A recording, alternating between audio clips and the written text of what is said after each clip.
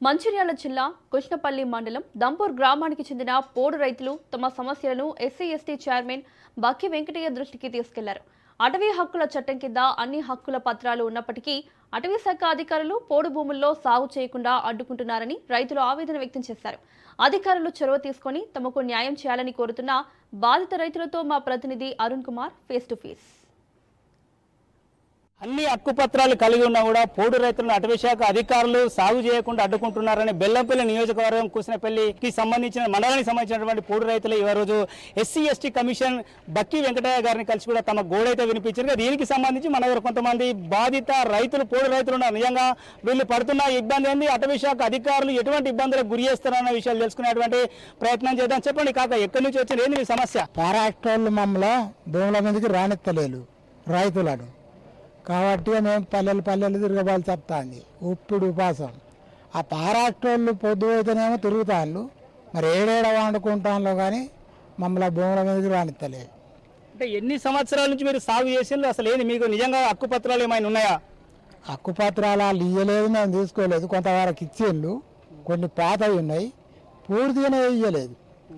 అల్లకెళ్ళి కొన్ని ఇచ్చిండ్రు, కొందరికి కొన్ని ఇయ్యలేదు. అది ఏందో మా కథ ఏందో, మా ఎడ్లకు ఇబ్బంది, మాకు ఇబ్బంది. ఏమి లేని వాడిని నేనే అరకపోయి దున్నుదామంటే ఈ భూమి ఎందుకు దున్నుతానో వీడు అంటాడు.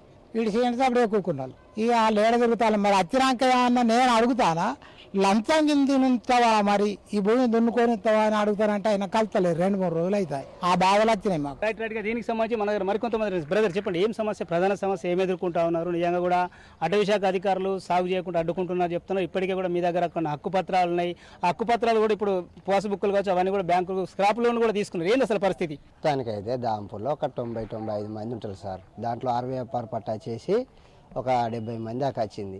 అందులో 60 పట్టా రాని వాళ్ళు ఒక 25 మంది ఉంటారు. వీళ్ళు కూడా 70 ఏళ్ళు, 75, 40, 50 ఏళ్ళ నుంచి చేస్తున్నాం. దాంట్లో కదిలేషన్ ఇప్పుడు కూడా అట్నే ఉన్నది భూమి. కానీ ఇప్పుడు వచ్చి ఇది మీరు చేయొద్దు, ఇది ఆల్రెడీ ఫారెస్ట్ భూమి, మీకు ఒకవేళ ఫారెస్ట్ భూమి కాదంటే చూపెట్టమంటాడు. పట్టా ఉన్న వాళ్ళని చూపిస్తున్నాం, పట్టలేని వాళ్ళు ఎట్లున్నాడు, అది ఆల్రెడీ కదిలేషన్ ఉన్నాం, మేము చేస్తున్నాం, కానీ నీకు పట్టలేదు కదా, నువ్వు దీన్ని ఆపేయి, ఇది మాది అని ఆయన అక్కడ గుంజుకుంటున్నా.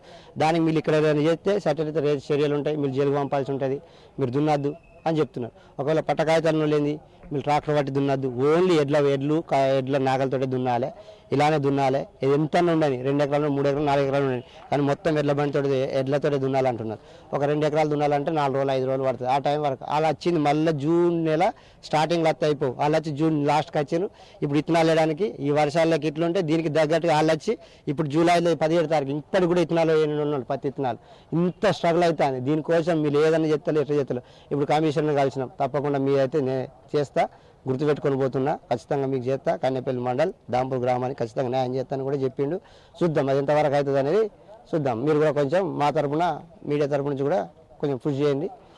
రైట్గా మీరు చెప్పండి, మీరు ఎన్ని ఎకరాలలో సాగు చేస్తూ ఉన్నారు? అసలు ఫారెస్ట్ అధికారులు అక్కడికి వెళ్ళితే ఏమంటున్నారు, ఎటువంటి ఇబ్బందులకు గురి చేస్తున్నారు?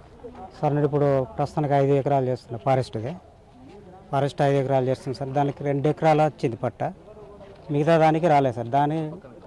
ఈ పట్ట వచ్చిందని చేసుకోండి, ఇది మాత్రం మాదే చేయొద్దని అడ్డుకుంటాను సార్. దానికి రీసర్వే చేసి ఆ మిగిలిన భూమి నా కోసం పట్ట ఇవ్వాలని. అంటే ఎన్ని సంవత్సరాల నుంచి మీరు సాగులో ఉన్నారు? మరి నేను 45 సంవత్సరాలు మా అయ్య తరపు నుండి మళ్ళీ నేను చేస్తున్నా సార్. 45-50 సంవత్సరాలు అయితే సార్. రైట్కి దీనికి సంబంధించి మన దగ్గర మరికొంతమంది మహిళా రైతులు ఉన్నారు. మా సమస్య, మాకు భూములు దున్ననిత్తలేలు, కొన్ని బుక్కులు వచ్చినాయి, కొన్ని రాని కాడ దున్ననిత్తలేలు సార్. కొన్ని సంవత్సరాల కొంచెం చేసుకుంటున్నాం. మీరు బండ్ల ట్రాక్టర్లతో దున్ని పియద్దు అంటాను, ఎడ్డ నాగాలతో దున్నుకోమంటాను సార్. మాకు ఎడ్డు లేవు, మేము ఏడికెళ్ళి దున్నుకోకట అని అన్నాం సార్. బెదిరిచ్చిండ్రు, మేము అట్టిన అయిపోయినాం, దున్నుకున్నాం, ఇత్తనాలు వేసుకున్నాం సార్. ఇప్పుడు ఏం కావాలనుకుంటున్నాం మరి? రిసర్వే చేయండి సార్. మాకు మీరు చెప్పండి, ప్రధాన సమస్య. ఆనలకు పట్టాలు రావాలి సార్ అందరికి. అంటే ఎన్ని సంవత్సరాల నుంచి సాగులు? మా ఆవులు చేసిండ్రు పెద్దలు, మేము చేయబట్టి 20 సంవత్సరాలు అవుతాయి. చేస్తాయి ఆపద్దు అన్నాడు, ఒక గుంట ఎక్కువ వచ్చినా కానీ అది కేసు అవుతుంది అంటాడు. బెదిరించిండు, సర్వే చేసిండు, పోయిండు మా భూమి.